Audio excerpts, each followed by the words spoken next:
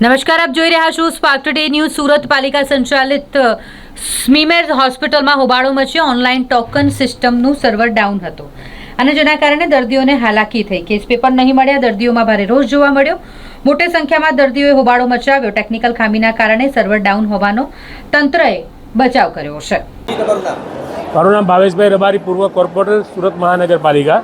આજે સ્વીમેર હોસ્પિટલની અંદર છેલ્લા 2 કલાકથી સર્વર ડાઉન હોવાના કારણે અનેક દર્દીઓ ખૂબ જ અટવાઈ ગયેલા છે અને આ દર્દીઓ પોતાની સારવાર કરવા માટે પોતાનો રોજિંદો રોજગાર ધંધો છોડીને આવતા હોય છે. ત્યારે ખૂબ દુઃખની બાબત છે કે એક પણ એવા ઉપરી અધિકારી અહીંયા હાજર નથી અને 2 કલાકથી સર્વર ડાઉન હોવાના કારણે પોતાની સારવાર આ દર્દીઓ મેળવી નથી શકતા. આ સ્વીમેર હોસ્પિટલના આજે હજારોની સંખ્યામાં જે દર્દીઓ છે ખૂબ જ હેરાન પરેશાન થઈ રહ્યા છે.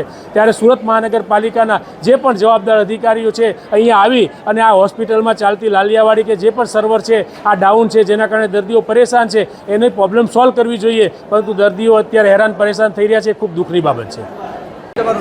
સુરેશભાઈ કલાલ. यहाँ तकलीफ यहाँ है कि પેલા સર્વર ડાઉન છે કે ભાઈ બેસી જાઓ બહાર આધા કલાક સુધી બેઠેલા ને પછી ક્યારે ભાઈ બંને તકલીફ વધારે છે તો પેલા બેસીને શું કરવાના? તો પેલો કર્મચારી કહે કે તમારે પ્રાઇવેટ હોસ્પિટલ વ્યા જાઓ છો, यहाँ શું કરવા આવ્યા? और ज़्यादा तकलीफ હોય તો કર્મચારી ઓફિસમાં વ્યા જાઓ. હવે આ તો બધાને લાગે તેવો યોગ લાગે એવો કરવો પડે ને.